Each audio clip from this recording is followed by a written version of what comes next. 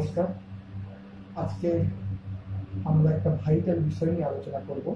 এখন আপনারা কম বেশি সবাই জানেন যে শনি রাহুর যে যোগ, সেই যোগে আমরা প্রায় 1 বছর কম বেশি প্রত্যেকটা রাশির মানুষ একটু নাস্তানাবুদ আমরা হব, এবং আমরা এই যোগটা সারা পৃথিবীর মধ্যে একটা বৈশিষ্ট্য তৈরি করবে।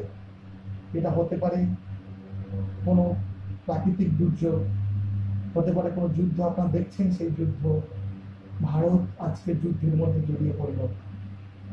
তো আমরা কেউ যুদ্ধটাকে কাম্য করি না, আশা করি না। কোনো দেশের সঙ্গে যুদ্ধ আমরা আশা করি না, কোনো দেশ আশা করে না হয়তো।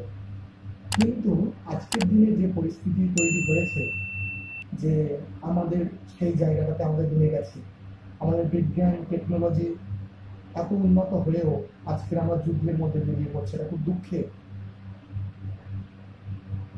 কিন্তু আমাদের প্রত্যেকের মানতেই হবে যে জ্যোতিষ যোগে, মানে জ্যোতিষের যে গ্রহ নক্ষত্র যে ইম্প্যাক্ট, সেটা শুধু আমাদের উপর না, আমাদের দেশ সারা পৃথিবীর উপরে যে পড়ছে, এবং সেই ইম্প্যাক্টের মাধ্যমে যে আমাদের পৃথিবীর পরিস্থিতিটাই বদলে যাচ্ছে, সেটা আমরা সবাই দেখতে পাচ্ছি।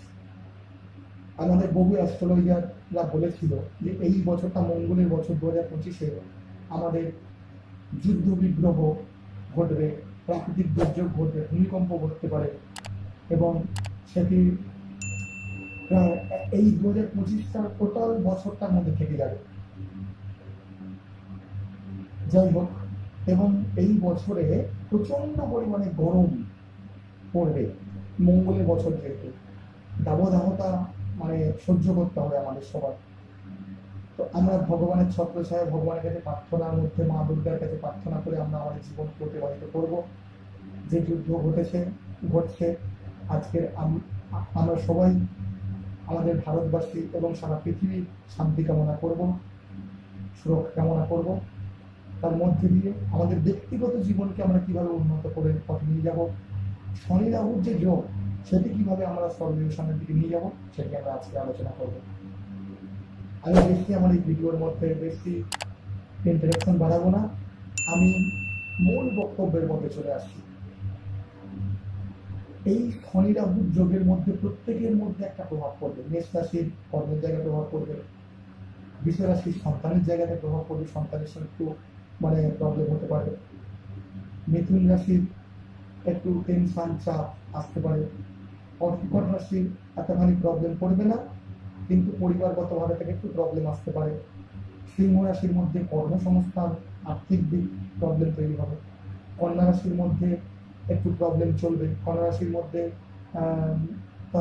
কন্যা রাশির জাতক জাতিকার যে মেয়ে রয়েছে যারা, তাদের থেকে প্রবলেম আসতে পারে, বা কন্যা রাশির মধ্যে একটু আর্থিক সমস্যা তৈরি হতে পারে।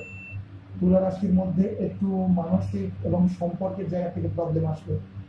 বৃশ্চিক রাশির ক্ষেত্রে বৃশ্চিক রাশি যাদের, তাদের শারীরিকগতভাবে প্রবলেম, একটু অ্যাক্সিডেন্টালি বা এরকম ব্যাপার, রাস্তাঘাটে চলার জন্য একটু ভেবেচিন্তে বা সচেতনভাবে চলতে হবে।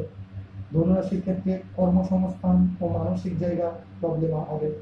মকর রাশির এতখানি প্রবলেম হবে না, তবুও একটুখানি দুশ্চিন্তা, শরীর উইক মনে হওয়া, এরকম ব্যাপারটা হতে পারে। কুম্ভ রাশির কর্মসংস্থান নিয়ে প্রবলেম করতে হবে।